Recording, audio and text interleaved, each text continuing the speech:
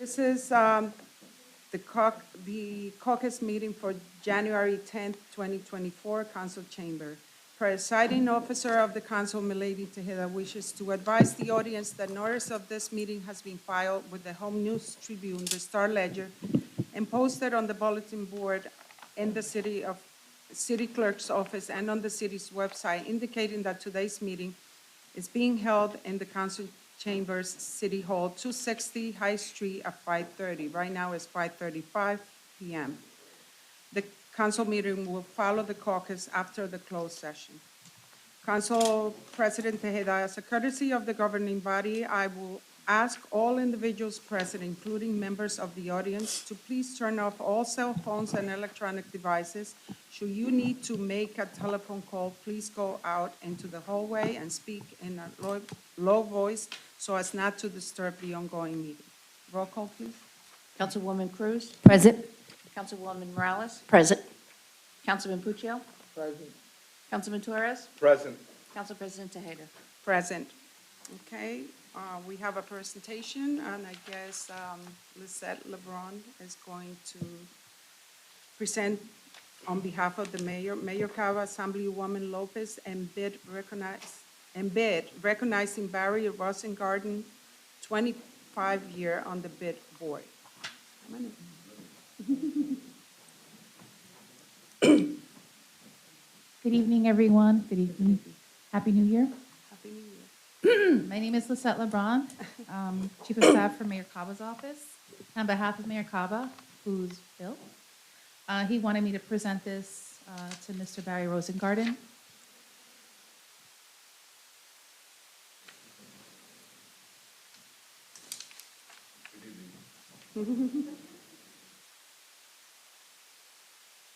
So good evening, esteemed guests, council, colleagues, and most importantly, Mr. Barry Rosengarten. Tonight, we honor a man whose dedication and vision has significantly shaped the city of Perth Amboy.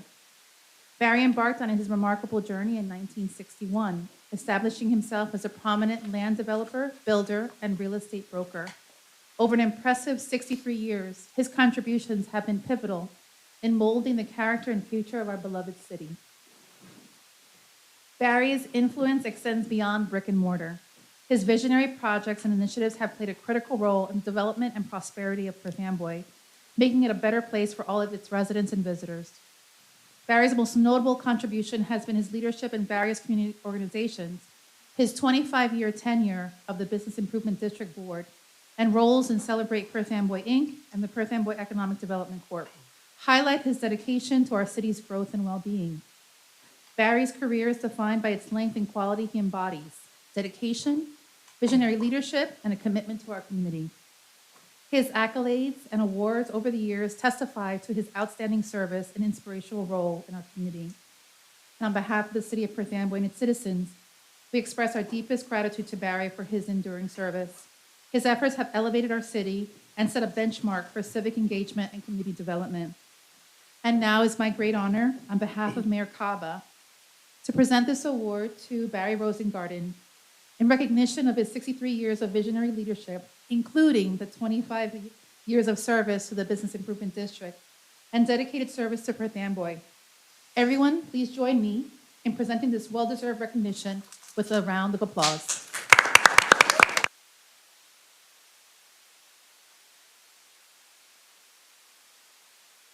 Like I said, my apologies, Mayor Cava is really ill, but he wanted to make sure we presented you with this.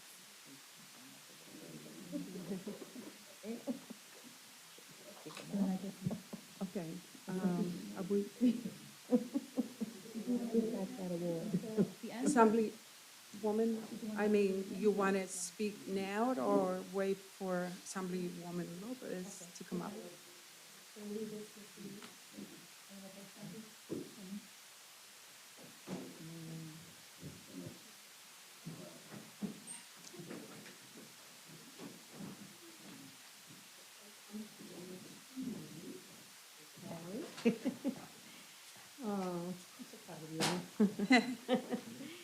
You know, today it is my honor and privilege to recognize my good friend, Barry Rosengarten's retirement from the Business Improvement Corporation, where he has served as chair for the past 3 decades. In describing Barry's legacy, we can use many words, including philanthropist, builder, real estate mogul, policy expert, and most importantly, that of an engaged citizen who has always sought to advocate and improve the city of Perth Amboy. As son of Perth Amboy and developer, while Barry has built hundreds of communities, his most meaningful work has always been right here in Perth Amboy. Investing in Perth Amboy and its small business community has always been a passion for Barry, and his dedication towards these goals was most evident in his chairing of the Business Improvement District and its Urban Enterprise Zone. Leading this important organization, Barry sought to empower our small businesses, attract more visitors to Perth Amboy, and strengthen our local economy. More than anything, Barry has always seen the potential in Perth Amboy, and the work he has led will stand the test of time through projects that have evolved to meet the needs of the city and its residents. Barry used his over 30 years of talent and experience to lead the board, and thanks to him, our city greatly benefited. Thank you, Barry, for your hard work in improving the city that you love.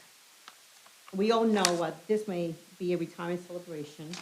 You will never stop providing great ideas for Perth Amboy and its future. On behalf of the New Jersey Legislature, I am proud to present you with this joint legislative resolution recognizing your tremendous efforts. Thank you so much, Barry. You know how much I love you. You know that, right?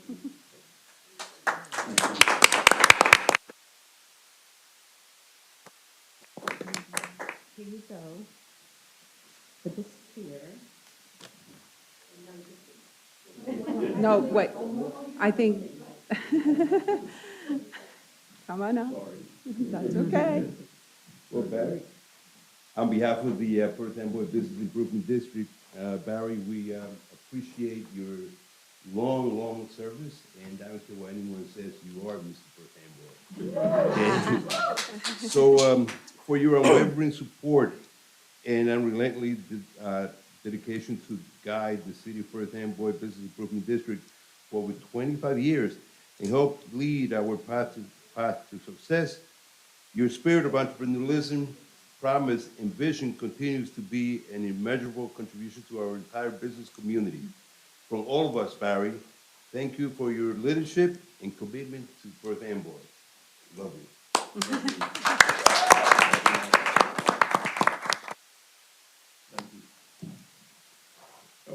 Wow. I do have a few words. Sure. Set the clock for 45 minutes, please.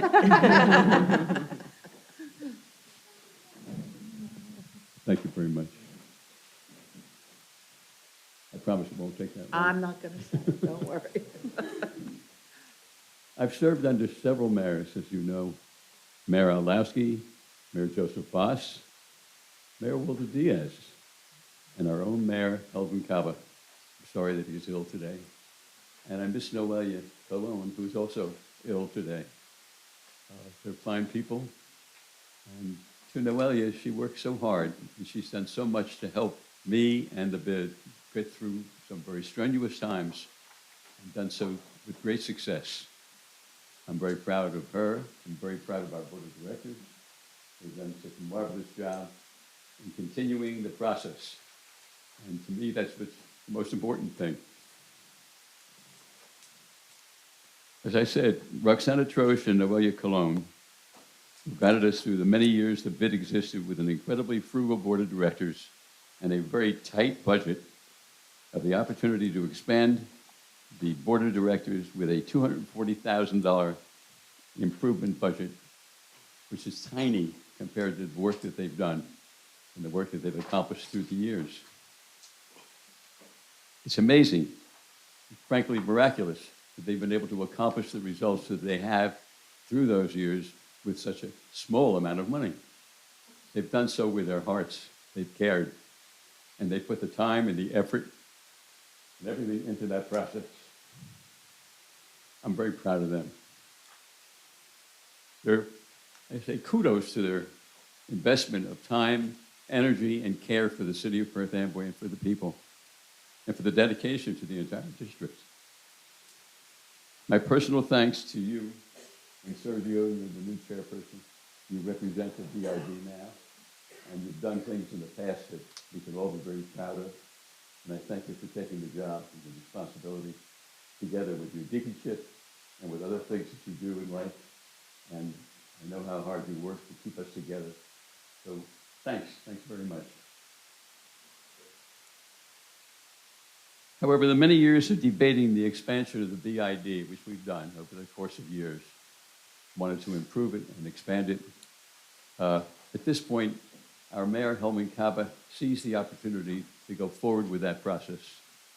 And accordingly, he has, with a final approval of the City Council, gotten to a point where it's been presented to the public, presented to our bid board, of course, presented to many others, and is accepted by all, and now just needs the final approval of the council.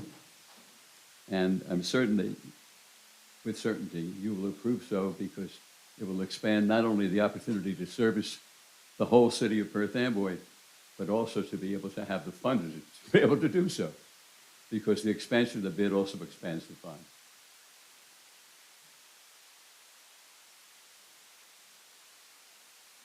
I'd like to introduce the most important person in my life, who is a woman who has stood by me in every way, at every moment, who has permitted me to miss various events, be late for many dinners, a person who has stood by my side in real sickness and in health, my wonderful wife, Dr. Nicole Oken.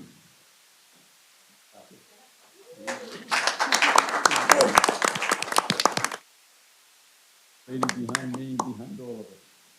She cares, and she cares about the city of Perth Amboy, and has retained her residency here since she was married, which is now 43, 44 years. Wow. Thank you. Thank you very much, Nicole. Although many decades have passed and leadership has changed, my love for the city of Perth Amboy remains. And thank you all for your patience.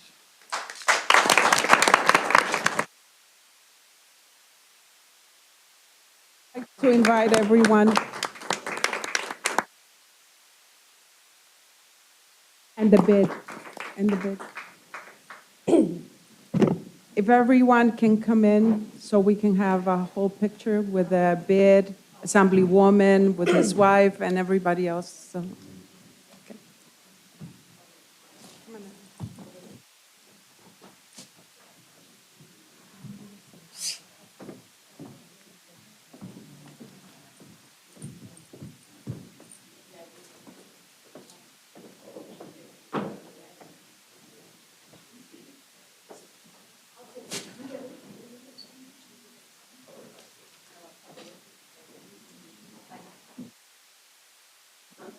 Happy New Year. How you doing? Good, thanks. How are you, sir?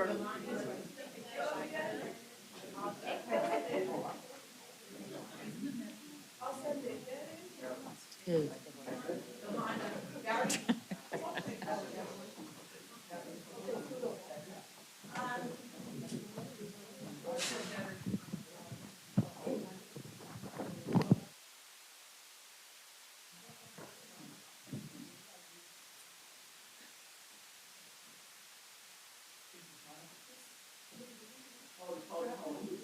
No.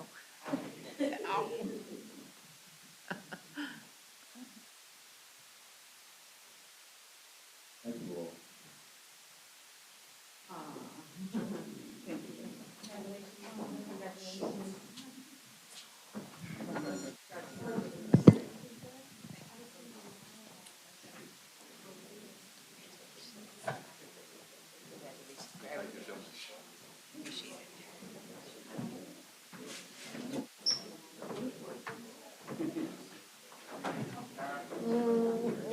You are the man. All right? I know I'm going to be just like you. All right?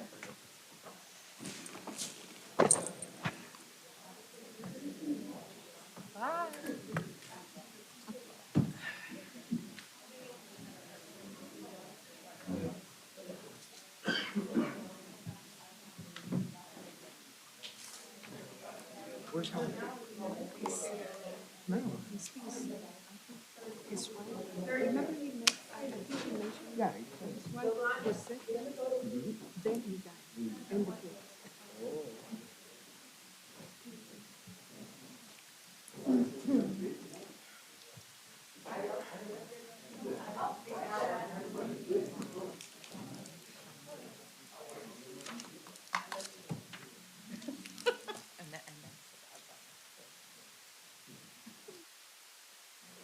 Still unsolved.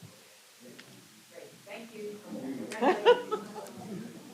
was bad, it was nasty too.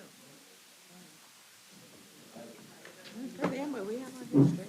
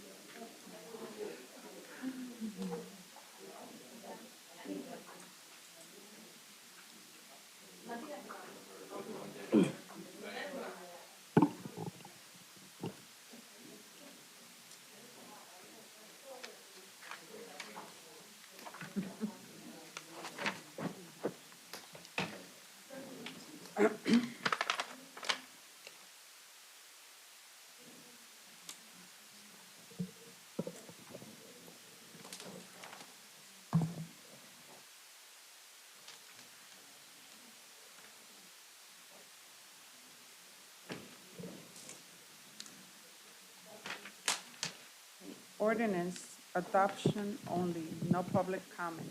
The public hearing on the following ordinances was held on November 8, 2023. Number one, bond or ordinance providing for the city's portion for the replacement of the existing Woodbridge trunk sewer line and by the city of Perth Amboy in the county of Middlesex, New Jersey, appropriating $9,500,000, therefore, and authorizing the issuance of $9,500,000 bonds or notes of the city to finance the cost thereof.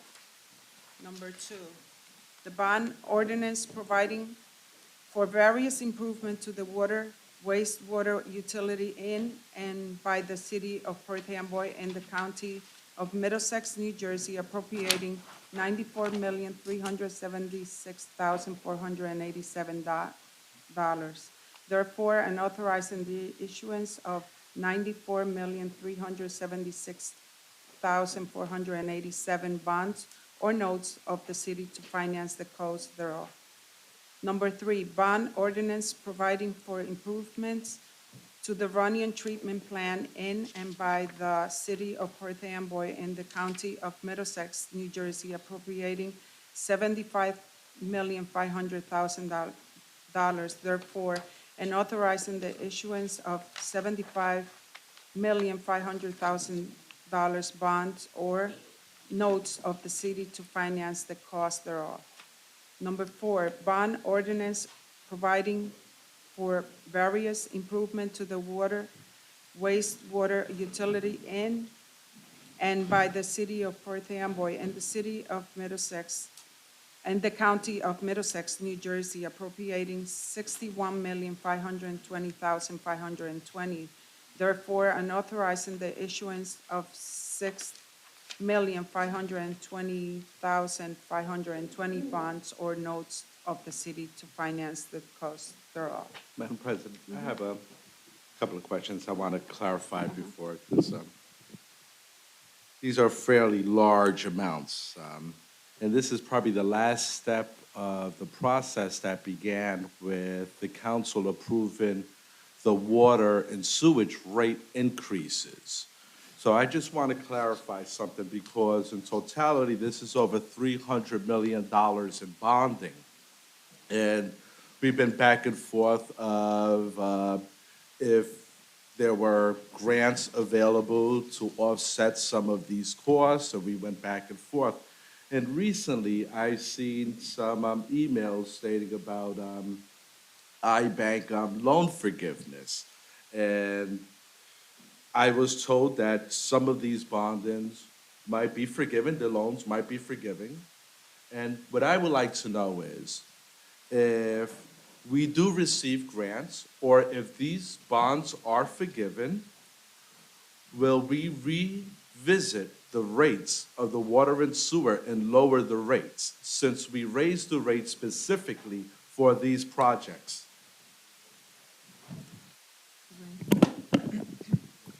Michael Green, Business Administrator, City of Perth, Amboy. First of all, like you brought up, and we brought this up to Local Finance Board as well, is that the iBank will provide the opportunity, hopefully, for partial or maybe even full loan forgiveness. So that's what we will apply for, and hopefully we'll be granted some of the funds.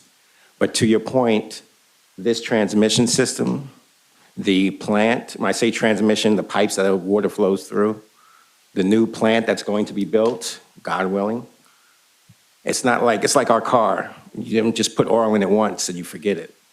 So with this money, it can then be reinvested to do other upgrades. It's a mechanical operation. So you have to continuously upgrade it and make sure, and water quality standards continuously are more stringent every day. So I can't say that, again, 5 or 10 years down the road, what I can say unequivocally is that I'm sure we all want here good water for our seniors, for our children, shoot, for ourselves, right? We want to drink quality water. With that being stated, the rates that went into this are contemplated for these projects. Hopefully there'll be some forgiveness, like you brought up, because we're definitely going to apply for that forgiveness. But the money that's then saved, we're going to reinvest it to make sure the water quality standards are adhered to and surpassed. Did the council vote for those other projects because what we voted on initially, what was presented to us, was the rates for these projects specifically. Now, I'm not an attorney. I'm not sure that if that money can now be reallocated for other projects going forward, since we only approved it for these. Right, you're talking about in the future. So there's a lot of ifs here. First of all, we have to see if the iBank is going to grant the principal forgiveness or even partial loan forgiveness. I hope they do. But of course, I can't prognosticate. It's just my hope. But secondly, if that does come to fruition, that money will be available. And at that time, whoever's sitting in this chair, those chairs, the mayor, will decide what to do with those funds, and it has to come before the council to say, yes, we want these new projects. So the council could also state that they would like to lower the water rates? At that time, I assume they could, but again, I'm not going to speak for the council at that time or the mayor at that time. But the current administration right now, you're stating that even if we did get loan forgiveness right now, that under the current administration, that you would not lower the water rates, even though you say that we needed to raise the water rates specifically for these projects. But if we get loan forgiveness specifically for these projects, that it is your policy not to lower the rates. Okay, let me state this one more time unequivocally, is that we're talking about a straw man here, because like I said, there's a lot of variables. We don't know how much money we're going to get, if we get any money at all.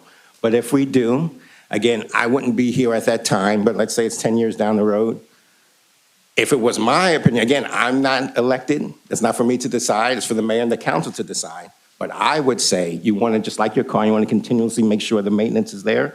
You want to make sure that that system is upgraded so you have quality water. But again, that'll be for the council and the mayor at that time to decide. When we started this But if you wanted my opinion. Well, when we started the conversation, I asked, will we lower the rates? And you said, no, we would not lower the rates, that it would go for other projects. And now that it's changed a little bit. Thank you very much. Again, I can't say what will happen in the future, but that would be my opinion. But yeah, I'm not elected. Okay, so if we did get some loan forgiveness within the next several months, would we revisit the rates? If you're currently sitting in that chair right now. If within the several months, again, we're throwing out a straw man. If anything's possible, so if there were money that was be given to the city as a principal forgiveness, the council will be made aware, and the mayor, and it's up to the council and the mayor to decide that. I can give an opinion just like all the residents, but it's up to you, as you know, and the mayor to decide. Jill, I see you wanted to get up. I just wanted to make a few clarifications on what Mr. Green had said with regards to your questions. I don't want to specifically address the rates per se, but understand that the magnitude of $240+ million of projects is going to take a significant amount of time, and this is just the starting point. You know, we're walking up to start the race right now. we're not going to be in a position to have principal forgiveness until we actually plan out and design these projects, get started on the plan and design phase of all of that. So I'm going to say that any principal forgiveness through the iBank or any grants to support the projects that we're doing are definitely not going to be forthcoming in the next few months.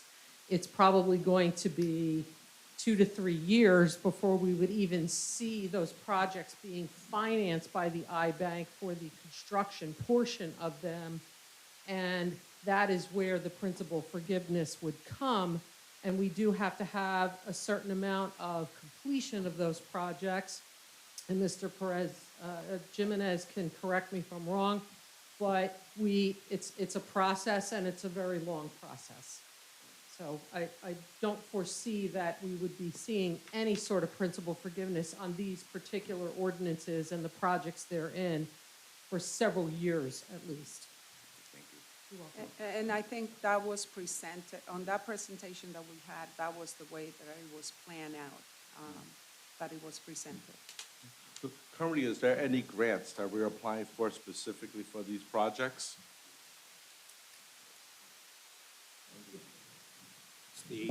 Again, the grants that are available, and I know what you're talking about, again, it goes back to what the commissioner said, and I provide the emails to the council as well. And I even told them at the time, in a perfect world, the way to do this was they should just gave the money to each of the municipalities, but they didn't do it that way, so they're doing it through this process, and that's why we're doing this process. Are there any other grants, not that grant that we went back and forth and kicked the ball back and forth with? That is not the only grant available. Are we Which- currently applying for any other grants? Since you're a cash-strapped community, what grants? Everything we're doing is a loan. I understand there is, a 1%, processing fee, and when you go in with this types of money, it climbs up. What grants are we applying for that there are no fees attached to that could really help our community? These are the grants that we're aware of. If there's something different, let me know. Those are the ones that are coming from DEP. That's the one Millennium Strategies has also told us about. If there's other grants, of course, no one should hide the ball because we're all working for the community. They should let us know, but we haven't, are there others available? No, we're not Because I aware of understand any. that we hire a firm to And search they're for searching, grants. yes, and they haven't found any and others. They have not found any grants, was the order. State or federally. Remember, or- this is mainly done through ARPA, and the state decided with their ARPA funds, instead of giving it directly to municipalities, which I believe would have been the way to do it, and that's the way I told the state as well. Unfortunately, they're making every municipality go through this process and then going through the iBank. It's a shame that communities like Hoboken were able to take advantage of the said grant and kind of offset some of their costs and their CSOs on their waterfront recently, but We you do know, have we those. should have been able to There's take the green advantage grant of that some we of the have as costs. well. You can speak to that green, again, that's not for this, that's green infrastructure. That's something I'm totally asking different. If there's any grants that Well, could yeah. offset some of our costs. Well, sir, let's not be disingenuous. We told the council that we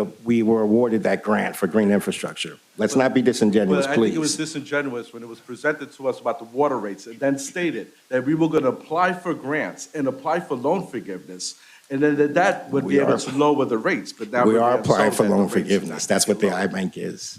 Sorry. What do you think? As far as grant is concerned, I think the city applied for the grant for green infrastructure that was approved. I forget how much the city was granted. Probably Tashi had that information, but I know that it was approved.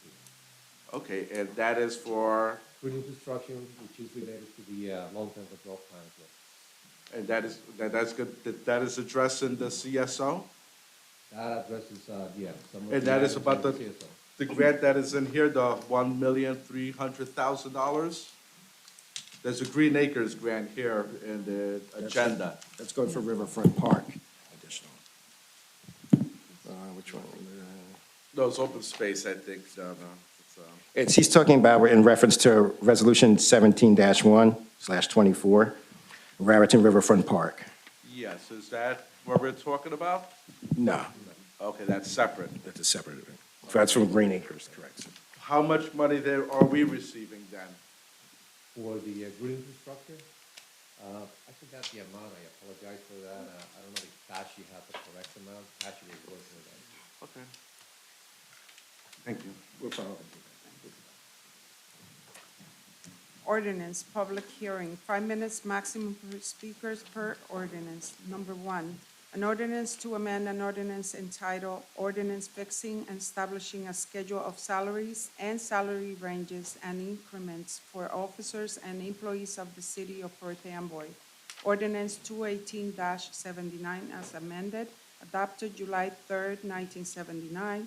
And this is for the blue and white collar supervisors for the period of January 1st, 2023 and through December 31st, 2026.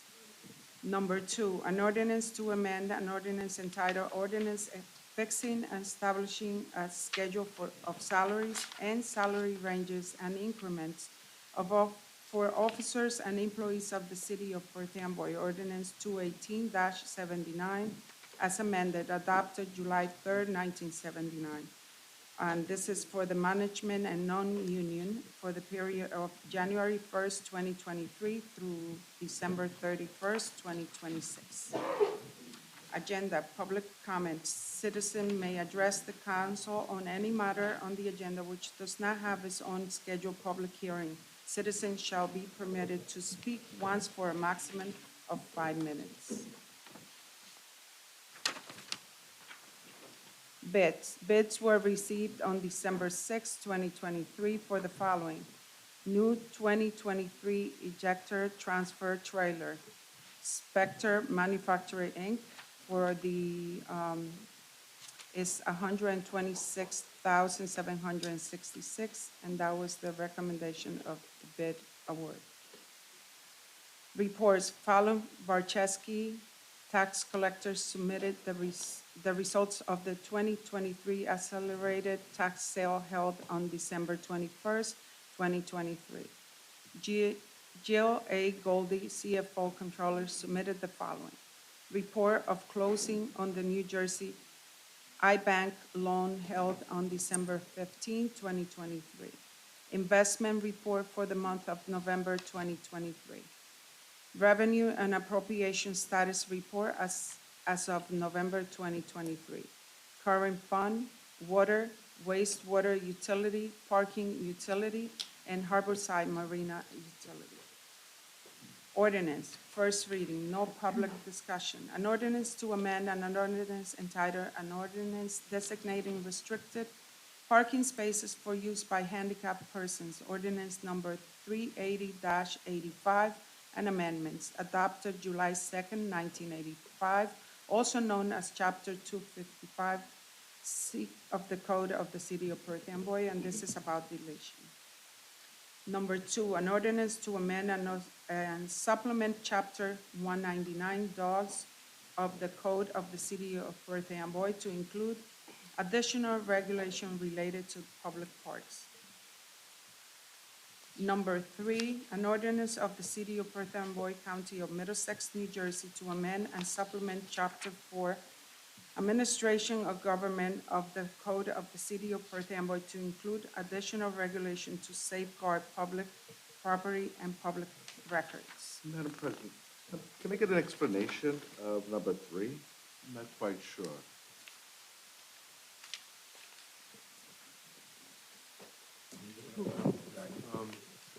So, this ordinance, the intent is to ensure that there's certain areas in municipal buildings where records are kept or maintained that they're not accessible by members of the public. The buildings in general always are, the common areas, the areas where people go to pay their taxes, visit the city clerk to request information.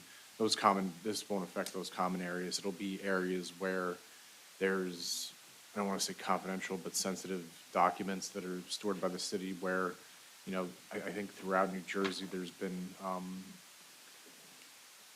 rash of incidents that people are referring to as First Amendment audits, and they're not that, but that's what they're called. And people have been demanding access to areas where it's not intended for there to be public access. The clerk maintains a number of documents that, back in her office where, it's not proper for someone from the public to go back there and disrupt the workspace. But also, business administrator's office, personnel office, different areas where people are working, where documents are stored that, shouldn't be somewhere where people can go and be disruptive. So, obviously, City Hall being the main example, that's a place where, people are welcome to express their First Amendment rights, but obviously that has to be done in common areas, in this room, in the common areas of the business administrator's office, the clerk's office, whoever's office. But, it doesn't change the public's access to municipal buildings for what their needs are. It doesn't suppress anything. It just makes sure that work areas aren't disrupted and people aren't, demanding access to areas where, important information is stored. The city, just wants to make sure that everything's accounted for on that end, and this allows the city to put up signs saying, this is a public building, obviously, you're allowed to be here, but there's certain areas where, public access isn't permitted unless you're invited back there. So. Okay, thank you very much. Sounds like a responsible policy. Thank you. Okay, number 4, an ordinance to amend and reinstate an ordinance creating a special improvement district within the city of Perth Amboy and designating a district management corporation, ordinance number 776-95, amended, adopted July 17, 1995, also known as Chapter 381C of the Code of the City of Perth Amboy. And number 5, an ordinance to amend an ordinance entitled Records, ordinance number 621-91, adopted August 4th, 1992, as amended by ordinance number 1944-2020, adopted May 27, 2020, also known as Chapter 425C of the Code of the City of Perth Amboy. And I would like to pull that until next meeting because there are certain things that were put in that ordinance that I was not comfortable with, and it was not ready on the day of the agenda prep, and then when it came on, I would like to review it a little more and kind of go through it, so I would like to put it until next meeting. Resolutions, R2-124, awarding professional services agreement for calendar year 2024 to Hoagland, Logan, Moran, Dunst, and Docas LLP to provide defense on the city in tax appeals in the amount not to exceed $95,000. R3-124, authorizing a professional services agreement for calendar year 2024 to Sackler Realty Services Group, Inc. for appraisal services for 2024 in the amount not to exceed $40,000. R4-124, authorizing the tax assessor and special tax counsel to settle tax appeals for a refund up to $5,000 and to institute counterclaims on behalf of the city for 2024. R5-124, reappointing Maria J. Rivera as Public Compliance Officer, PACO, for the City of Perth Amboy, effective January 1st, 2024 through December 31st, 2024. R6-124, amending 628-1223, authorizing the City of Perth Amboy to continue its membership in the Public Entity Joint Insurance Fund, PEJIF. R7-124, authorizing refund to 3 tenants for the return of key deposit for the Perth Amboy Harborside Marina, and in the total amount not to exceed $475. R8-124, accepting the bid and authorizing a contract to Spectre Manufacturing, Inc. for a new 2023 ejector transfer trailer in the amount not to exceed the sum of $126,766. R9, 124, authorizing contract with Peter J. King LLC to represent the city of Perth Amboy as general litigation counsel for a period of 1 year commencing January 1st, 2024, and terminating December 31st, 2024, in the amount not to exceed $60,000. R10-124, allowing the city to award contracts under the Somerset County Cooperative Pricing System Bid Number 2, SOCCP Contract CC-0129-23. R11-124, authorizing a release agreement between Edward Williams versus City of Perth Amboy in the amount not to exceed $192,500. R12-124, authorizing settlement of the workers' compensation litigation entitled Heriberto Hernandez versus City of Perth Amboy, CP number 2018-21765, in the amount of $140,000, $140,154.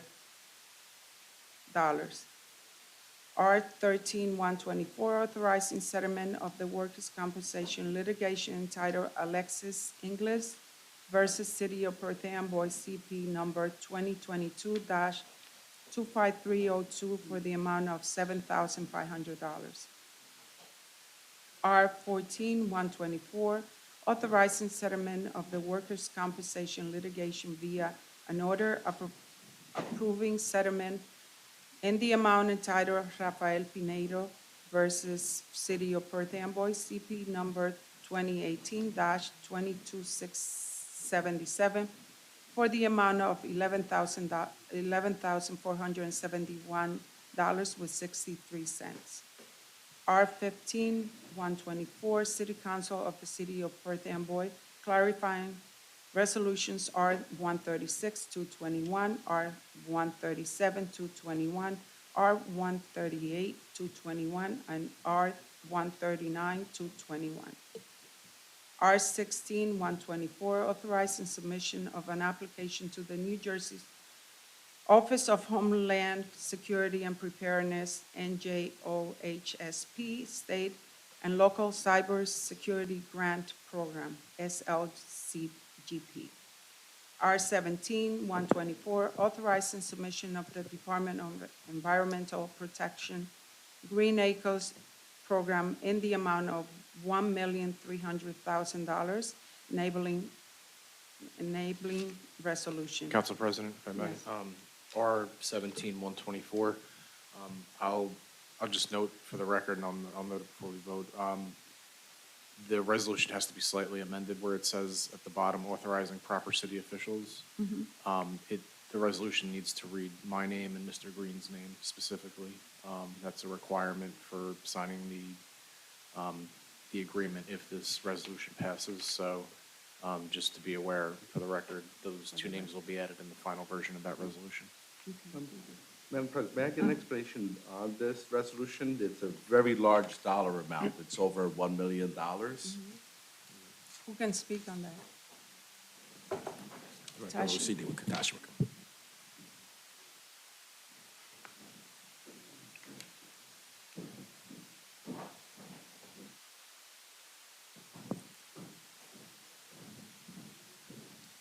Good evening, Council. Tashi Vasquez, Office of Economic and Community Development.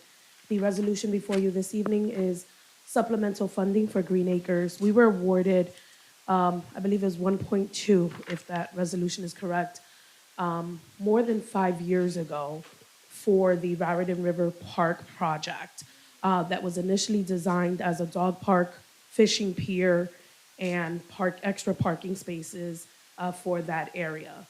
Since then, the cost of the scope of that project has changed. It will be now picnic groves for our residents to have outdoor barbecue, open space, also fishing pier, and some additional parking. You just approved getting some property from NJDOT to expand the size of that project as well in a previous council meeting. So this additional funding or supplemental funding will go to expand the scope and then also cover the cost or inflation and the cost and demand of all of the new supply for that project. Green Acres allows us, or they have open space funding annually, but we could only apply for supplemental funding to add on to an existing Green Acres project. We cannot apply for any additional or new monies for a new project because we have 3 open Green Acres projects. Question, was there public input for this project? So all of our recreation recommendations come straight from the recreation element that was done not a couple years ago, actually, with tremendous public input into that recreation element. So in that element, it dictates what parts of our what neighborhoods need open space, and what type of amenities we need when it comes to open space. So yes, there was tremendous amount of public input. Okay, and you said there was, like several years ago, money already allocated for this park. Yes. So this is an additional, do we still have that original money? Yeah, so some of the original money has been spent on design and soft costs for engineering soft costs. But specifically, all for this project? All for this project, specifically for this So project. the total amount for this project so far is what, it's gonna be 2,300,000 and? About 2.5. Okay. Okay, and that's for the Raritan River. Park? Yep. Okay, thank you very much. Thank you. Thank you. R 18-124, consenting to the appointment of Kevin Kowitsky to fill an unexpired term ending December 31st, 2025, as a commissioner to the Perth Amboy Redevelopment Agency. Madam President? Yes. Which position is he, did someone resign recently, or? Yes. There was a resignation. I think there was Since they're something writing came the out. body of the resolution. Because usually we I can't have remember who the comments, that usually we person have is. this. I know I I believe saw it that was on the email. agenda a while ago that Okay. he resigned. I think it's in the Yeah. resolution itself. Okay. I read it, I remember, but I can't remember the name of the I person. can't either. That's it. yeah. Dennis Ullman. Thank you. R 19-124, authorizing temporary budget appropriation for calendar year 2024 municipal budget.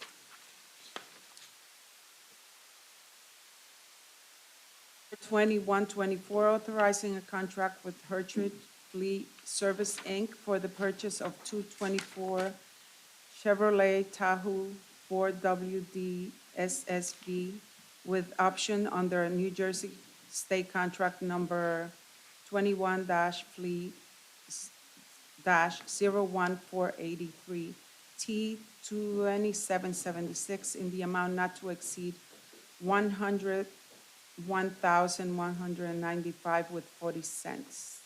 Chief? I know we've been through this before, but maybe you can go over what will this be replacing?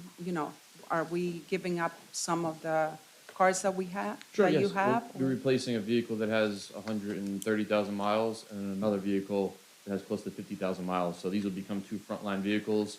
And we only have 12 auxiliary vehicles. And the last 5 vehicles we bought were for fire prevention. So those are used by the inspectors and the fire officials. So these are replacing direct replacements. So when they come, 2 vehicles are probably going to get auctioned off. Thank you. R 21-124, accepting the base bid and authorizing a contract with Power Pool Plus for the generator annual maintenance and repairs contract in the amount not to exceed $30,000 for 1 year beginning January 1st, 2024 to December 31st, 2024. Okay, we have some communications. I'm looking over the communications. Okay. I see that, let me see what's the number. Number 8 on the communications. Yes. Who is the vendor? We keep on saying vendor, vendor. Now, this newsletter went out. who was the vendor who put this newsletter out? I'm glad they're making up for the mishap that happened, but who was the vendor? Minutemen of Edison. Minutemen of Edison. Thank you very much.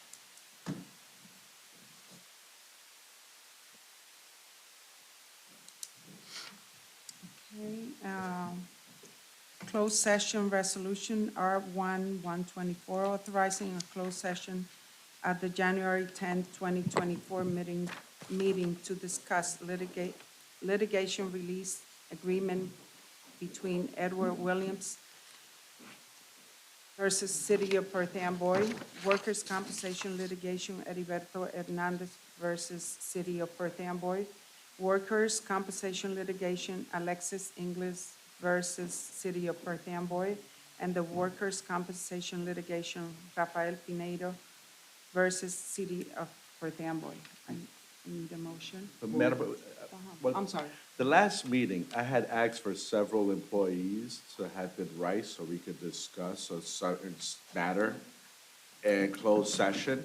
And since then, another incident has happened with said employees, but yet they have not been right in order for us to discuss them. Rice notice is needed if there might be negative action taken against one of the employees. So, again, you can tell me who you want to speak to, because, again, the person, the manager, can be he was willing that day to come into closed session. I believe he's here today, so we can come to closed session today. If you want us back. I feel that all parties should be present or should be spoken to one-on-one first, not just one individual. If there's 3 or more people involved in this, then it shouldn't just be 1 or 2 people speaking. We should hear from everyone who was involved, or any other one who was in the room also, who might have witnessed things that have happened. I find it very troubling. The last email that we all received was extremely disturbing. And is it policy for directors during, I don't even want to go into the weeds of this. This is extremely disturbing. It's becoming, I don't want to say it, almost toxic, and what I'm seeing and what is being told to me. This needs to be addressed. I would like to address it the proper way. I would like to speak about this the proper way and address this situation before it gets out of hand. We have employees who feel uncomfortable in the workplace. This needs to be addressed. This can't be swept under the rug.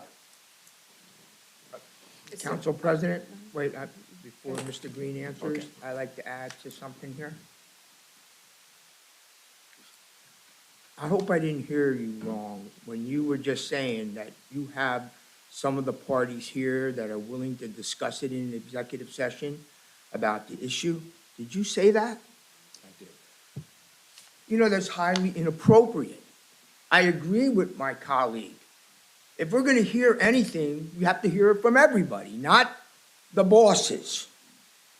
I think it's highly, highly inappropriate. You know, and, you know, look, we've all been through this rodeo before, and I know the council president and I have been through this rodeo way before. I'm not stepping on that ethics charge landmine. Now, he's right. My colleague is right. We get these emails. Nobody does nothing about anything. We get an answer. We're supposed to take that answer and believe it, but we still get things coming. And, you know, and as far as ricing somebody, if one of us requests somebody to be riced, they need to be riced. We don't come here to show up to take a beating. We come here to govern and to make sure everybody's doing it the right way. And that was very inappropriate. And I, for one, will not go into executive session and talk to those individuals. If we're going to talk to them, we're going to talk to everybody. Thank you, Madam President. And I'm not sure if we also need, we have representation for employment for employee situations. We have a separate representation for that. I'm not sure if we might need one of them present during this questioning, and we should have it probably the next meeting. And I'm not sure if one of them should be present, just to make sure that we don't accidentally step on an ethics charge and have someone there who, that might be the right way to go about it.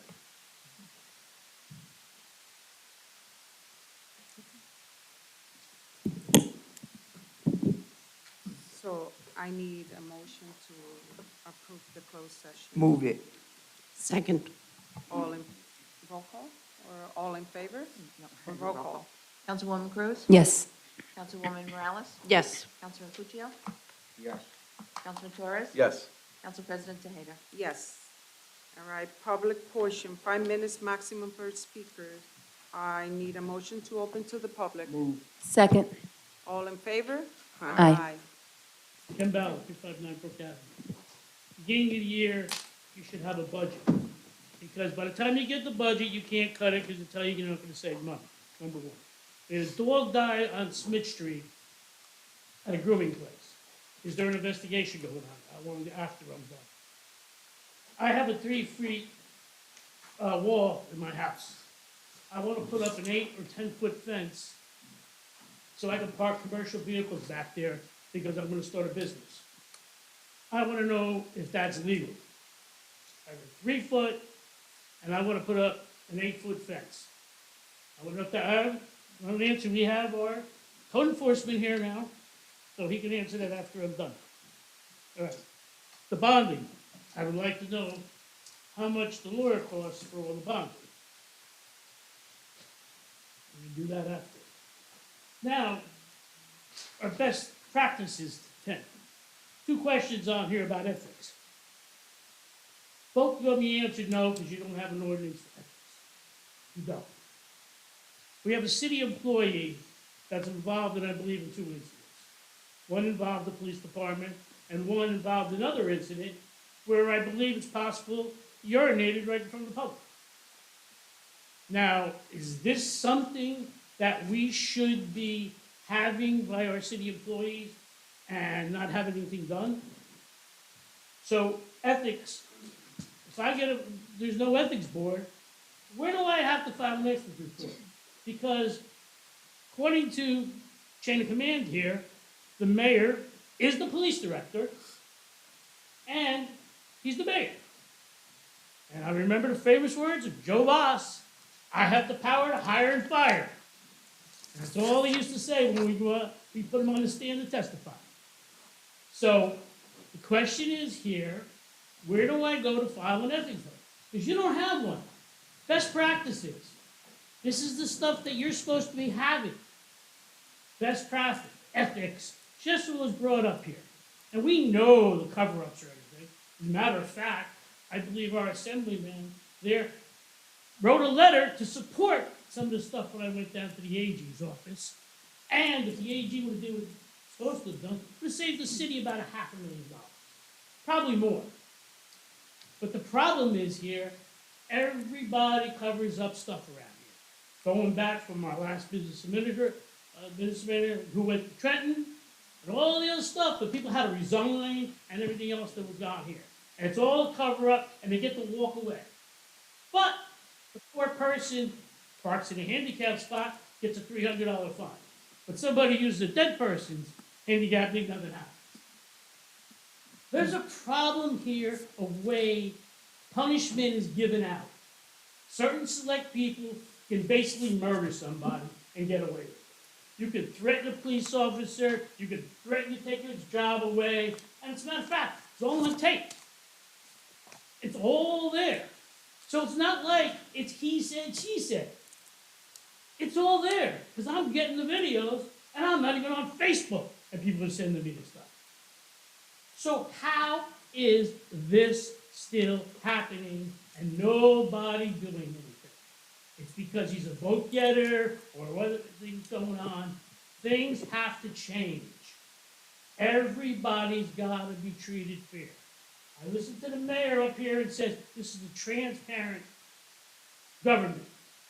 Well, transparency means you gotta show everything and have everything done right. And it's not. Things over here, certain things go by. And I don't understand why. I also talked to our insurance company, and the insurance company tells me there's 7 different plans for insurance. So is a fireman different than the white collar, or the white collar different than a policeman, or the blue collar? Is everybody different, or do we have the one plan? When I was here negotiating plans, there was one. Cigna's saying there's 7. So if there's 7 different plans, what's the difference? Where's the changes? And where is the changes when you notify people that the plan changes? I tried to get a prescription. They're telling me now I have to get pre-approval for a prescription. Never happened. Never happened before. All of a sudden we get a new broker and all this stuff is happening. So I'd like the answer to my questions here. Whether we have code enforcement here, how much the lawyer was gonna pay, and when the budget's gonna come out. Yeah, 7 different plans, that's not correct, but, I'll follow up for sure with you, and tomorrow, as I normally do, I'll send an email, but I'll definitely, yeah, that's 7 different plans, I did not know of that, but, I'll follow up by tomorrow and find out. Well, and then the other thing is, where do we file ethics complaints? I'll find that out too. State. Oh, state? DCA, local finance board. DCA control as well.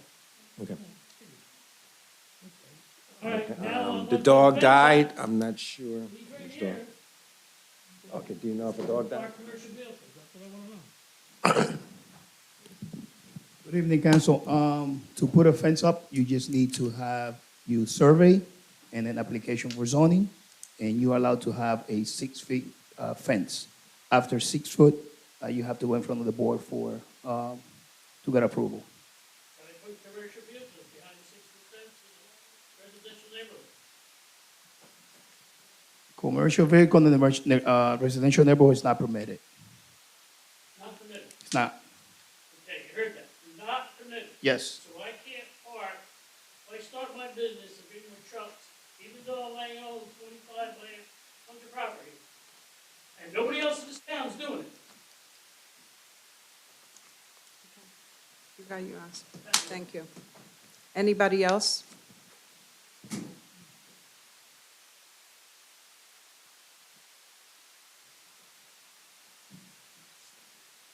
William Petrick, 790 Harnett Street. Rice notice, it's a very simple thing to do. We requested them all the time when it was necessary, and it didn't take forever to have it done. It can be done in a day, right?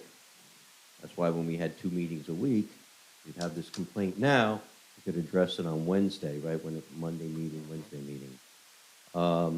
The other item is, let's see, the sewer connection between Perth Amboy, Woodbridge, and Carteret. We had a failure there while I was sitting up here, and we repaired it, right? Is this additional to that same line, or is it the same area? Ask your question. And Well, then- that's my question. I see a Okay. lot of money being spent and being bonded for that interconnection or intersector, and I'm wondering, we repaired it once already. I just don't After a want him- failure. I just don't want him to take your time. No, thank you, I appreciate that. And that's my only other question. I see a lot of money, needed to be bonded here for the water, wastewater utility. I'd like to know, is this in addition to that repair that was done years ago? Is this a further, what's going on with that? And the other thing is, are we still blending water? Are we still taking highly contaminated water from the BASF site and blending it with clean water so that people of Perth Amboy can drink it? Those are 2 questions I have for the water department. Okay. And Happy New Year. Happy New Year. Good evening. Yeah, the $9.5 million is the share of the total of what the city is responsible for. The $2.5 million that we spent years ago. It was for repair the trunk sewer main that belongs to Woodbridge, where we connect and and discharge all the Perth Amboy sewage into that trunk sewer, and then it's conveyed to the MCUA. It collapsed and they needed repairs, and that was the part that the city was responsible for, 1.25 million. The 9.5 million is to replace the section of main that is used by Perth Amboy. The Woodbridge trunk sewer main is used by Woodbridge, Carteret, and Perth Amboy. The cost to replace that whole trunk sewer main is a lot more than 9.5 million, but based on an agreement that the city has with Woodbridge, our share is 9.5 million, based on the contract that they have to replace that trunk sewer main. As far as the blending water in at the running treatment plant, we keep testing the water, and right now there's no MCL, maximum contaminant level, for 1,4 dioxane. So right now, you know, there's an MCL for the groundwater, which is 0.4. We meet that number. There's the DEP is talking about a new MCL of 0.33 for next year, probably the end of this year. That has not been approved yet. Our new treatment plant is gonna take care of that contamination. We'll be removing the 1,4-D. We've been talking to BASF in regards to this matter, see where they are. But that's it. So are we still taking the EPA discharge and introducing it to our water system? What? The discharge from BASF, right, and not from the contaminated well. They're not discharging that plume is there. Yeah. But they're not discharging anymore. We just trying to get rid of the plume that's there. It's going into our water system? Yes, it's, yeah, some contamination going into our, water system. Thank you. Anybody else? Seeing none, I need a motion to close public session. Second. All in favor? Aye. Okay, we are going to close session, and then when we come back, we'll close the meeting and then get into the council meeting right after. So let's go. It's 6:40. Motion. Right? Yeah, we did that. We did the No, I motion. thought we just closed the public portion. No, that was the public portion. Oh, We the need a public, oh, I'm recess, yeah. sorry. I need a motion to go into closed session. I'm sorry. Second. All in favor? Aye. Aye.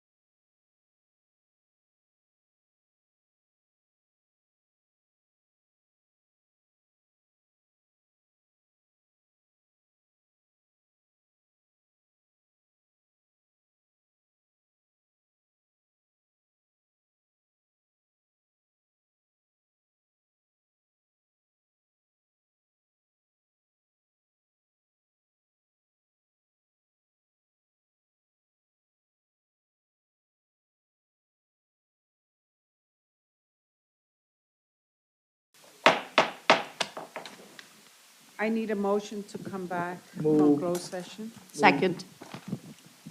All in favor? Aye. I need a motion to adjourn caucus. Move. Second. All in favor? Aye.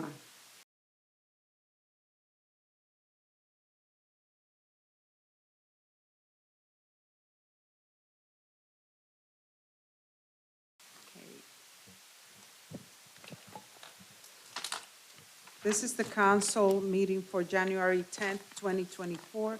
Presiding officer of the council, Milady Tejeda, wishes to advise the audience that notice of this meeting has been filed with the Home News Tribune, the Star Ledger, and posted on the bulletin board in the city clerk's office and on the city's website, indicating that today's meeting is being held in the council chamber, City Hall, 260 High Street, right after the caucus and closed session.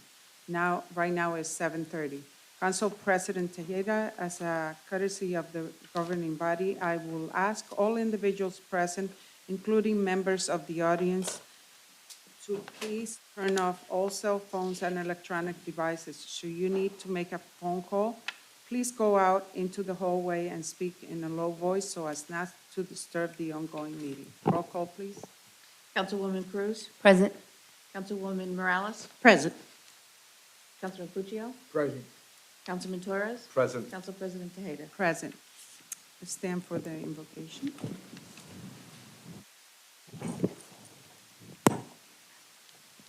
Dear Lord, please watch over this governing body. This is a new year. We pray for wisdom, for understanding of what we need to do for our residents and for our city. Also protect our troops wherever they are, their family, and bring them safe to their home and to their family. And a happy new year and healthy to all our residents and to all our kids that live in this city. With that, I say amen.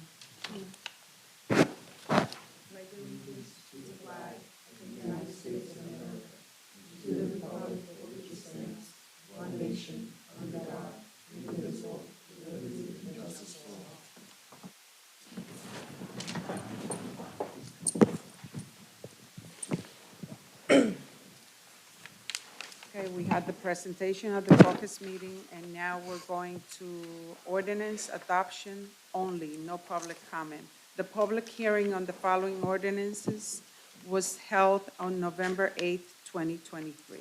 Number one, bond ordinance providing for the city's portion of the replacement of the existing Woodbridge Trunk sewer line in and by the city of Perth Amboy in the county of Middlesex, New Jersey, appropriating $9,500,000 therefore, and authorizing the issuance of $9,500,000 bonds or notes of the city to finance the cost thereof. I need a motion. Move. Second. Roll call, please. Councilwoman Cruz? Yes. Councilwoman Morales? Yes. Councilman Puccio? Yes. Councilman Torres? No. Council President Tejeda? Yes.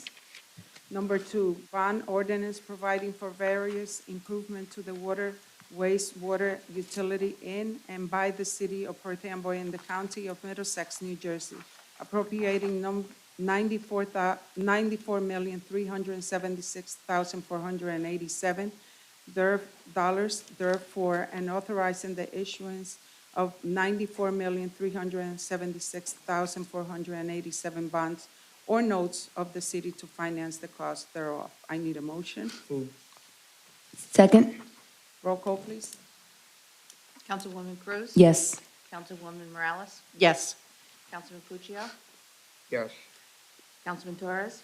No. Council President Tejeda? Yes. Number three, bond ordinance providing for improvement to the Runyon Treatment Plan in and by the city of Perth Amboy in the county of Middlesex, New Jersey, appropriating $75,500,000 therefore, and authorizing the issuance of $75,500,000 bonds or notes of the city to finance the cost thereof. I need a motion. Second. Roll call, please. Councilwoman Cruz? Yes. Councilwoman Morales? Yes. Councilman Puccio? Yes. Councilman Torres? No. Council President Tejeda? Yes.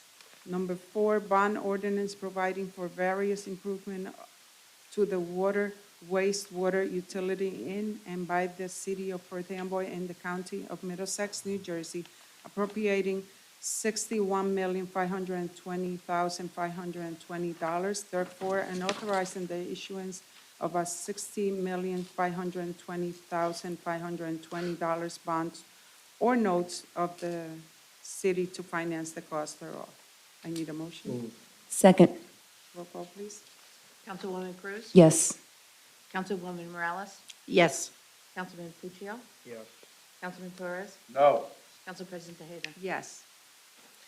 Ordinance, public hearing, 5 minutes maximum per speaker per ordinance. Number 1, an ordinance to amend an ordinance entitled Ordinance Fixing and Establishing a Schedule of Salaries and Salary Ranges and Increments for officers and employees of the city of Perth Amboy, Ordinance 218-79, as amended, adopted July 3rd, 1979. This is for the blue and white collar supervisors for the period of January 1st, 2023 through December 31st, 2026. I need a motion Second. to open to the public. All in favor? Aye. Aye. It's open to the public. Anyone wants to speak on this ordinance? Seeing none, I need a motion to close public hearing. Move. Second. All in favor? Aye. I need a motion to adopt. Second. Roll call, please. Councilwoman Cruz? Yes. Councilwoman Morales? Abstain. Councilman Puccio? Yes. Councilman Torres? Yes. Council President Tejeda? Yes. Number 2, an ordinance to amend an ordinance entitled Ordinance Fixing and Establishing a Schedule of Salaries and Salary Ranges and Increments for officers and employees of the city of Perth Amboy, Ordinance 218-79, as amended, adopted July 3rd, 1979. This is for the management and non-union for the period of January 1st, 2023 through December 31st, 2026. I need a motion to open to the public. Second. All in favor? Aye. It's open to the public. $10.359 per capita. Are these equal amount of raises between the unions percentage-wise? Or did certain select people get huge raises here? The union's got the same amount, however, there's a different, for example, let me give you the blue and white collar supervisors, most people got 2, 2, 2.5, 2.5. The blue and white collar supervisors, they got 2.5, 2.5, 2, and 2. So that was the difference between them. So the management, non-union, did they get 2, 2, and 2, or did they get Yes. extra stipends or extra money? The man said, Certain select people. the man said directly, no, it's 2, 2, 2.5, 2.5, like the other unions. All right, so nobody got a big bump and raise on any of this. So I've looked this up. So some after this. people, so you're asking, again, the percentages, that's a percentage, everyone got 2, 2.5. Now, to your question, are there individuals, if I'm in a certain title, let me give a perfect example of one, the Director of Human Services. All of the directors across the board are now at a certain salary, according to the ordinance. So if I was making less than that, the Director of Human Services is making $99,000. The directors across the board are going to make 100, so she would get an extra $1,000. So So, you for just example, changed the salary ordinance for directors to give them another bump besides the 2% if you want to take care of certain people. So it's- certain directors got a bump, and No. certain other people, like the people that actually do the work all the time, get pittance. all the directors got That way this. the unions- All the directors got the same. The manager of public property got for his, a base of 80,000. There's 13 individuals that were different. So building inspector, his base now, according to the ordinance, was now at 60,000. The manager of public property, his base now is 80,000. What I was said the paid director. Before that? How much Before the manager of public property was making 75,000. Now his base is 80,000. Plus the two. Plus the 2% he will have going forward, yes. So, The building inspector, his base before that was 55,000. Now the base for building inspector is 60,000. The directors, like we said, are across the board, 100. So I'll give you an example. Director of OECD was making 96. She'll be at 100. Director of Human Services was making 99. She'll be at 100. The Director of DPW was making 96. He'll be at 100. Director of Code Enforcement was making 99. He'll be at 100. So it's across the board. and you're right. So you just bumped up their salaries plus gave them other booth. But you didn't do that to a blue-collar worker that's working on a sanitation truck or a poor guy that's doing something else. See, there's the question here. And then you're gonna come back and ask us, the taxpayers, to raise the taxes. But certain select people here get a certain bump. And that's what the problem is. Yeah, oh, we do a new director, we're gonna give him this right now. No, you just slip it in, and if nobody asks any questions, you just yes, yes, yes. And that's wrong, because the poor person that's doing the job, the bottom end of the barrel, is not getting anything. If you want to bump something up, a police officer getting $33,000 deserves a hell of a lot more than come put rest in his life. So he didn't get a $4,000 bump or anything else like that. As you- But certain select people, I know, let me in my rant here. And this is where the problem lies, and that's why we can't keep police officers. They're out there every day, 24/7, doing a job. You can't get a director half the time here to give you an answer. They come here and they disappear. Where are they at? Where are they? And that's the problem. You can't get anything here from the directors, but the poor people that come to work every day and do their jobs, it's truly sad. It really is. And you give the money out, then you're gonna raise the taxes, and you're gonna say, "Oh, it's the costs, it's the pension, it's this." No. You gave out how many more thousands of dollars? It's just amazing and mind-boggling how you do that to take care of certain people, especially after an election. The police department, as you know, the union, they have their negotiation at the end of this year for the next they 4 years. negotiate. And what you're gonna give them is a 2%, and the poor guy at the bottom is gonna get bottom of the barrel. Because I know, I negotiated. Those guys were making more money back in 2003 when I was negotiating the contracts. And let me tell you something, you wouldn't get away with it. I'd see you in arbitration with that payment thing and shove it in the arbitrator's face and says, "Look at how much money you gave away. Those cops should get 5% this year." If I was running it, they would. Thank you. Anybody else? Seeing none, I need a motion to close public session. Second. All in favor? Aye. I need a motion to adopt. Second. Councilwoman Cruz? Yes. Councilwoman Morales? Yes. Councilman Puccio? Yes. Councilman Torres? Yes. Council President Tejeda? Yes.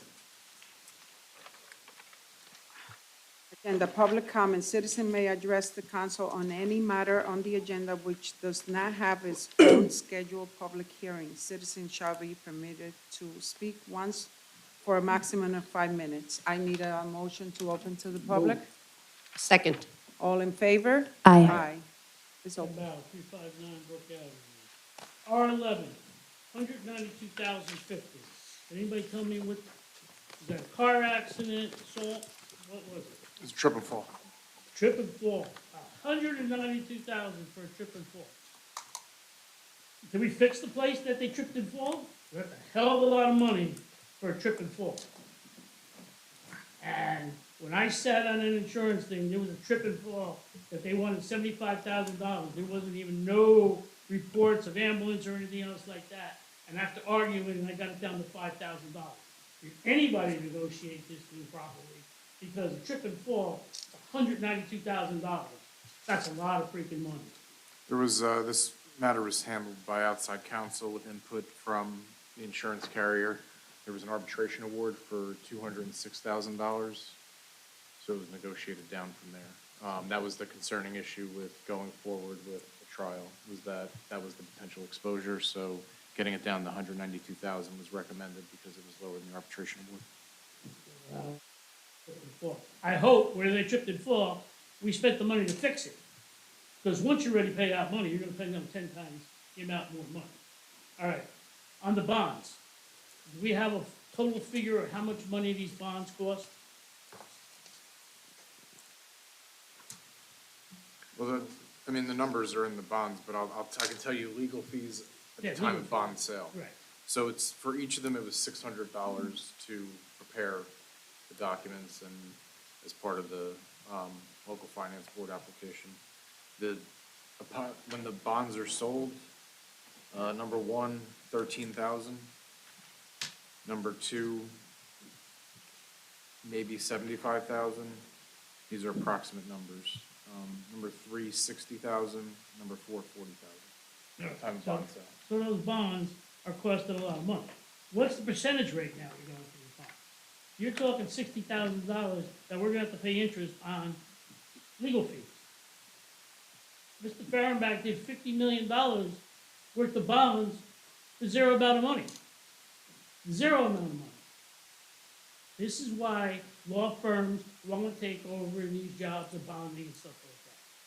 What I believe, a bond is like a real estate transaction. When you get a real estate transaction, you go to the secretary of the lawyer, and they do all the work. Lawyer comes in at the last minute and signs the thing, and that's the kind of money. So as they go up, they get these percentages. One bond, if you're doing a bond for 1 million, it should be the same as a $660,000 or $60 million bond. What's the difference of legal work between a $1 million bond and a $6 million bond or a $60 million bond? Paperwork. And I'm sure you go into the legal thing, you punch it in, and everything comes up. And they fill in the blanks. So why are we spending so much money and bonding? That's what should be investigated and done. We have a business administrator who's a lawyer. We have a lawyer that's our lawyer. But he's getting paid extra to do bonding. Or his law firm's getting it. Is his law firm, your law firm's doing the bonding, correct? Correct. Correct. So how much money is this law firm making? Who is the Democratic Party's law firm? Are you still representing the Democratic Party in Middlesex County? Yes. Okay. So, what's happening? They don't live in town. We give them billions of dollars, so that's what it is. Quid pro quo. You know, we do their legal work for a Democrat, and we give them contracts. And he's not only in this town, he's in other towns. I mean, Edison had a story, I think, a couple of years about how many millions of dollars that the law firms are making. You gotta stop somewhere. You gotta grow up. And you know what? If that's a Democratic Party and they support you now, well, you shouldn't be able to vote for them, and you shouldn't be allowed to have them. Because you now declared yourself Democrats. And if they're a Democratic Party, you declared yourself Democrats. Because that's what you're gonna run under. So how can you have a Democratic lawyer? Leave that into Thank you. Anybody else? Seeing none, I need a motion to close products. Second. All in favor? Aye. Bids. Bids were received on December 6, 2023 for the following.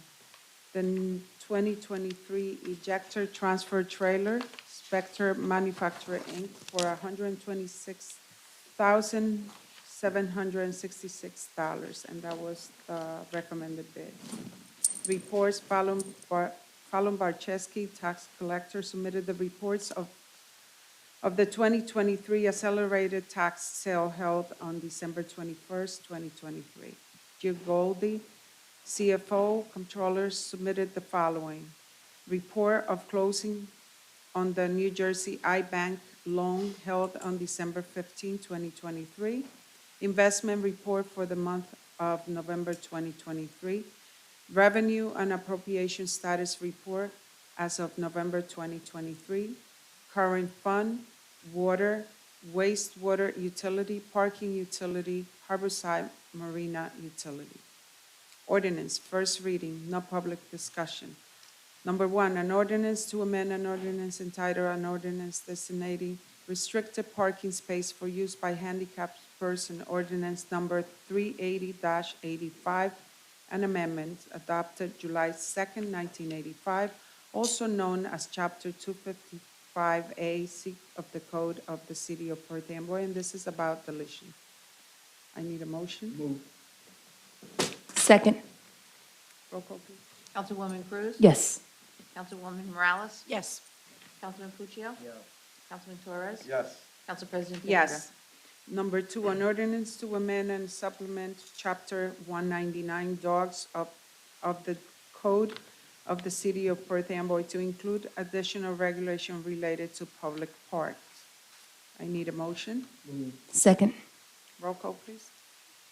Councilwoman Cruz? Yes. Councilwoman Morales? Yes. Councilman Puccio? Councilman Torres? Yes. Council President Tejeda? Yes.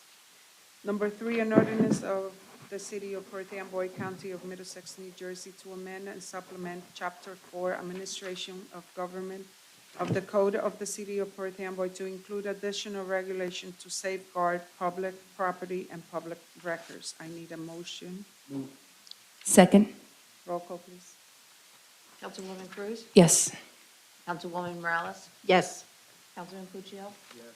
Councilman Torres? Yes. Council President Tejeda? Yes. Number 4, an ordinance to amend and reinstate an ordinance creating a special improvement district within the City of Perth Amboy and designating a district management corporation, ordinance number 776-95, as amended, adopted July 17, 1995, also known as Chapter 381C of the Code of the City of Perth Amboy. I need a motion. Move. Second. Roll call, please. Councilwoman Cruz? Yes. Councilwoman Morales? Yes. Councilman Puccio? Yes. Councilman Torres?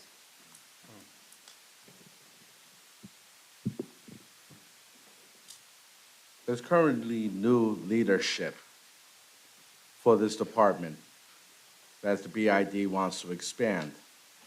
We walk up and down Smith Street, you see some improvements, but I think that with the new leadership, we should see how they operate the existing BID before we expand it. Usually, people like to pilot an area and see how successful that is before there's an expansion, especially since we have new leadership in that role. I'm going to have to vote no. Council President Tejeda? Yes. Look through the resolutions and let me know if you want to pull anything.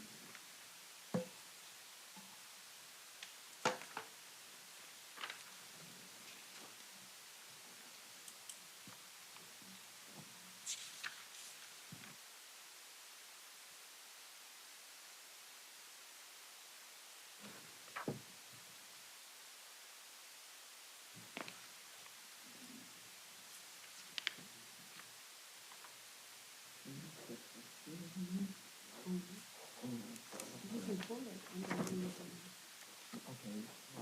Yeah, pull it. You want to pull it?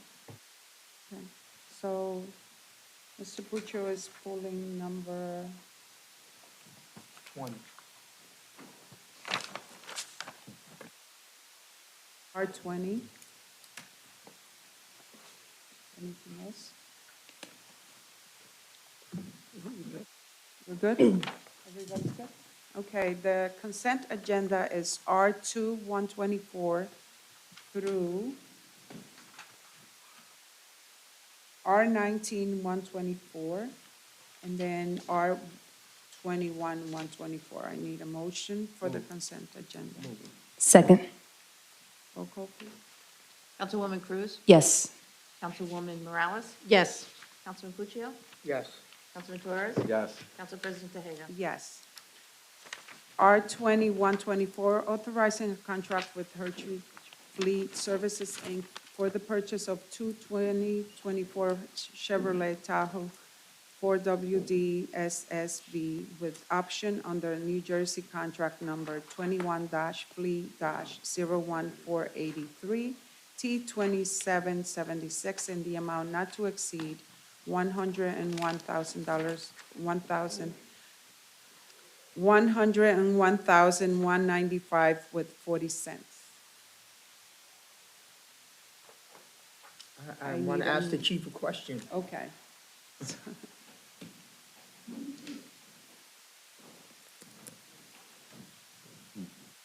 Yes, sir.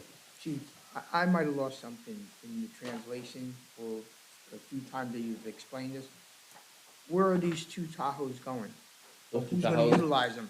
There's gonna be assigned to administration, and then two of the used vehicles in administration will get repurposed for the vehicles that we're gonna replace. Okay. They'll be frontline vehicles that respond to every single fire. Oh, then when you say frontline administrators, it could be the This car, battalion yeah, chief? yeah, cars 1 through 4. Oh, Yeah. okay. All right.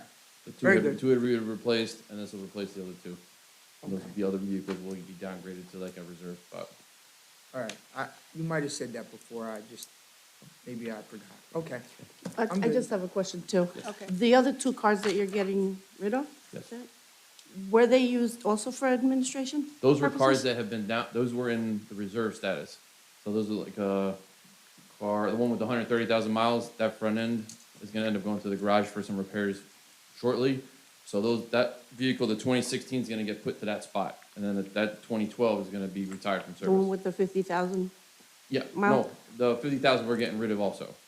All right. And what's going on with that one, with the 50,000 one? That one was the prior two shift commander cars ago. That's like basically a vehicle, the marked vehicle that gets used for auxiliary purposes. So now we'll have a more reliable vehicle for that. Were these vehicles that you're getting rid of, were they used to take home and come back? One vehicle is currently, and one vehicle it was shared by the Fire Prevention Bureau. So the mileage, which one is which? The 130,000 miles were That used was one being used for, yes, back and forth from yes. the, Right. okay, and the 50,000 miles were That just was the here old shift locally? commander vehicle that had all the electronics in it. So, the marked vehicle. Okay. Any more questions? I like this line of questioning, and I hope that we continue with this line of questioning for all departments when they're asking for these types of vehicles, because this is the first time I'm kind of hearing this line of questioning. I think it's good to question the departments, and if we're gonna question one for a couple of vehicles, because I've seen vehicles being brought before the council before with 0 questions. I think that going forward, we're gonna question, it's good to question, it's proper, it's good for democracy, but let's question everything, not just one department. That's all. And if I could add one, Go ahead. I was gonna say one thing, because I will be late to the council meeting on the 24th. We will have a resolution replacing our ladder truck. It was the ladder truck that was parked at DPW, that was auctioned off, completely non-operational. And right now, the firefighters are riding in a 1994 ladder truck. And with the additional staffing and the goal to staff 2 ladder companies, that ladder truck that will be on the agenda on the 24th, I'll be here delayed. I have to go to a swearing in Woodbridge to swear in somebody, but I'll be here if there's any questions after that meeting. But that will be a 2023 capital improvement project through a cooperative purchase, and it'll be presented for a resolution at the next meeting. But that's a ladder truck that it actually says it'll be 46 to 49 and a half month build time. It's a ladder truck that we'll order, and then we won't see it until 2028. Okay. I just want to make a comment to Councilman Torres's. I think previously, when other vehicles were being questioned, I did remember questioning what those uses are for. So I did question previously in, other departments. So it's not just being targeted one department. I'd like to thank you, Chief Mullen. Utmost professional. I've seen you time and time again come and present it to the council, telling us how you're saving the department money and saving the city money time and time again by putting in your own grants, even though we have grant writers that we pay for. You do a lot of the hard work yourself, and you ask for very little. Thank you very much. Thank you for the support. It's teamwork. But we've come a long way. And I have nothing against what he says. I agree exactly what he said. I love answering questions. It's one of the things I like to do. I like to talk. Thank But you. I'll go. Thank you. I need a motion. Motion, yes. Second. Roll call, please. Councilwoman Cruz? Yes. Councilwoman Morales? Yes. Councilman Puccio? Yes. Councilman Torres? Yes. Council President Tejeda? Yes.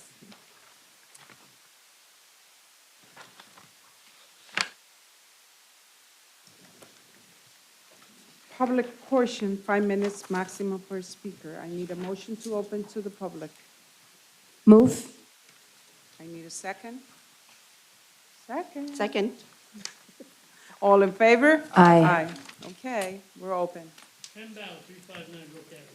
You know, these pamphlets come out, it's actually a joke. You know, you can blame the printer, you can blame whoever you want.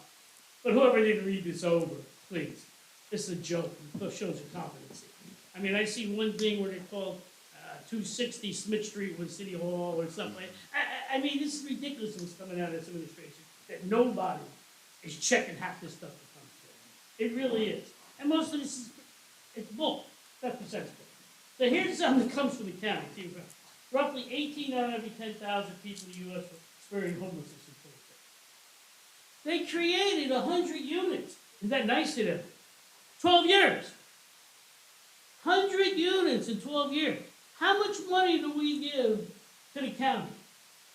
Right here, it's their pamphlet, and they're proud of it. And then, between October 21st and 22, they created 203 households received rental assistance. 203 in a year. How many people are in Middlesex County? How many thousands of people? And they're proud of this. How much money do we send to the county every year on our tax? Thousands, millions. And this is what they're proud of. And that's not just for Perth Amboy. This is for the whole county of Middlesex. That's embarrassing. Embarrassing to brag about that. And homelessness is going up like it's going out of style. You can't even go down the street here and not get panhandled, or on the corners or anything else like that, panhandled. It's terrible. It really is. Now here's Cologne comes out. Bipartisan legislation delivers transparency in health care and RX prices. Over here, city employees got to get approval after a doctor gives you a prescription. Gives you a prescription. So you have to get approval. So if you really need it, 2 weeks, 3 weeks, by the time you get a hold of somebody, you could be dead. So how is that happening? Over here, they speak that they want transparency, but over here in the city of Perth Amboy, all of a sudden, you got to get prescription, you got pre-approved. I've never heard pre-approved of prescription, unless it's an experimental drug. Common drugs that are given out, then all of a sudden it's pre-approved. What is going on here, and why are you discriminating against city employees? Directors get whatever you want, and if Joe Goldie was here, would say it. Because certain people back in the day were getting Viagra, when that wasn't even on a prescription plan. We're getting Viagra. And the business administrator was approving it. So if that's still going on, then certain select people don't have to get a pre-approval. Does everybody get pre-approval, or certain select people get it because a business administrator, or Joe Goldie, or somebody? I just happened to be around the corner when Joe Goldie says, hey, these guys want to renew their Viagra. And I turned around to the business administrator at the time, I said, if they get it, every cop I know and everybody I go to get a prescription for Viagra. But they were giving it out because certain people were getting special treatment. So does that happen? Is certain people getting discriminated against? Took 9 months for my bill to get paid. How did that happen? I went to collections aid, so I finally had to get somebody to do something. Never had any problem getting my bills paid. All of a sudden, 9 months. Now I got to get pre-approved for a prescription. What's going on here? Are we recycling the Bartlett administration to come back? The one that stole millions of dollars from us? Are we recycling that group? Is that coming back here and going to be the way it is again? We're going to bring people in, people that have arrest records and everything else like that, come back and take over the control of our insurance and everything else like that. Somewhere along the line, somebody got to hold accountable. And hopefully the Ethics Bureau, because we have a police director and he's the mayor. And Joe Voss's famous words, every time he got on the stand, I have the power to hire and fire. So he was mayor and police director at the time. What's our guy doing? He allowing employees to get away with stuff? And it's not like there's no video proof.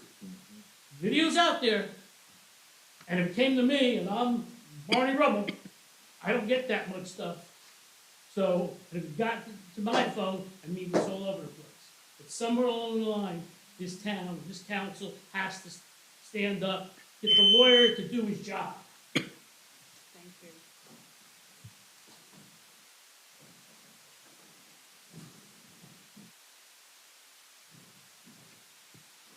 Good evening. Iris Rodriguez, 335 Fayette Street, Perth Amboy. I just want to answer the person before me. I received the literature from Malone's office and from the county, and the county has meetings, and I think it's unfair for the person to be speaking so harshly to our council for things that are happening in the county when they have meetings. And I think Congressman Malone is very easy to reach. He's got offices in New Brunswick and Long Branch. They're all advertised, and maybe he should address them and write a letter, or maybe go to Washington, D.C. He's retired, and go over there and complain. But to come here, and I'm sitting here, and I'm waiting for the meeting to finish so I could go home, and for him to come here and kind of scold the council on something that a congressman sent out, literature, and the county sends out, I don't think any of you had anything to do with that. If he wants to talk about the newsletter that the mayor sent out, that's a different story. But not bring in the county or the feds. I mean, they're easy to reach, and if he has a problem reaching them, he could, I'm sure he knows how to Google, and I'm sure other people could tell him how to do it. Thank you. Thank you. Anybody else? Seeing none, I need a motion to close public. Move. Second. All in favor? Aye. Okay. Council comments? Happy New Year, everyone. Hope everyone has a blessed year with a lot of health and a lot of good things coming your way. And of course, congratulations to Barry, and we appreciate all the services you put in. And Sergio, congratulations on your new role. And Kevin as well, who's in the audience as well. Congratulations, and we know you'll do awesome. And I know that we pulled one of the ordinances regarding the towing. So this is the year we'll finally come together so that way we can get to a good place, so that way we can help advocate and finish that. And then that's pretty much it. And just seeing on the ordinance, I'm definitely excited with the ordinance 3 with safeguarding the public property and public records. I know that's something that we have spoken about, and I know that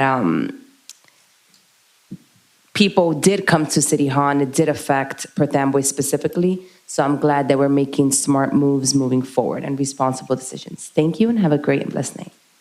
Councilwoman Morales? Thank you, everyone, for participating and coming tonight.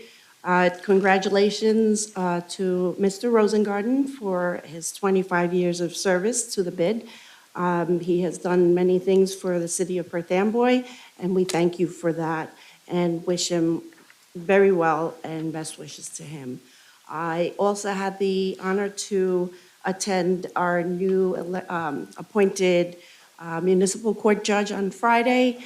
She was sworn in, and also wishing her the best of luck for her tenure here in the city of Perth Amboy. And pretty much that's it. Just wishing that everybody have a happy new year, and looking forward to this coming new year and a lot of good things to come. Thank you. Councilman Puccio? Well, Happy New Year, everybody.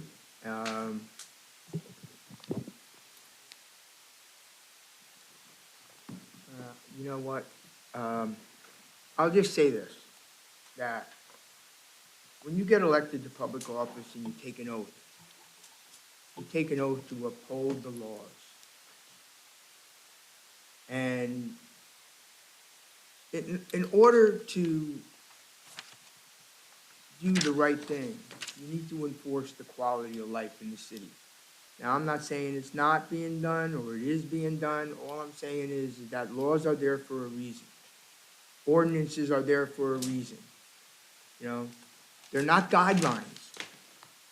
They're not maybe we enforce them and sometimes we do or sometimes we don't.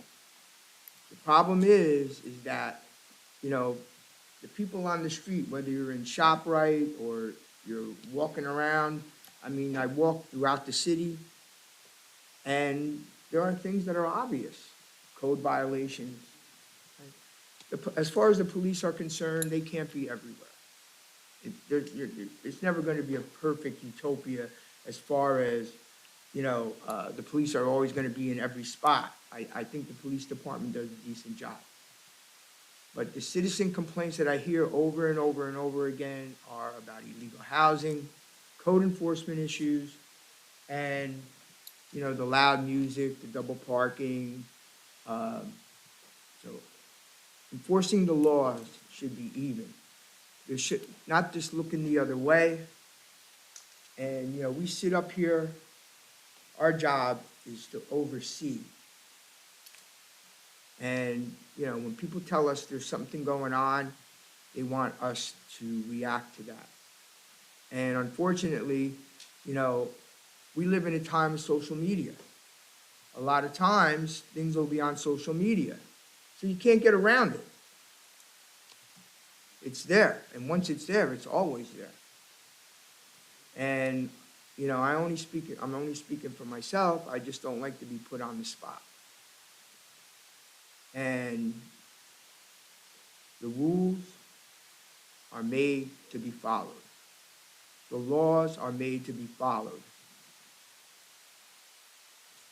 That's all I have to say. Thank you. Councilman Torres? Over the holidays, I saw a video online that was taken in our city. The video was of a 4-car accident. And to be conservative, to say the least, the video was disturbing. We are a nation of laws. There should not be a double standard. I wonder if someone outside of this community saw that video, and if maybe a law officer outside of this community saw that video, what would they think about our policies and our procedures? We could do better, Perth Amboy. Thank you. Thank you. I just want to wish everybody a happy new year, a healthy one. And thank you, Mr. Rosengarten, for your 25 years. And I wish the best to Sergio Diaz in leading that, the bid board. And I also just want to thank all of you for being here tonight and to coming to address your issues or whatever is going on in the city. So thank you for participating and have a good night. I need a motion to move. Second. All in favor? Aye.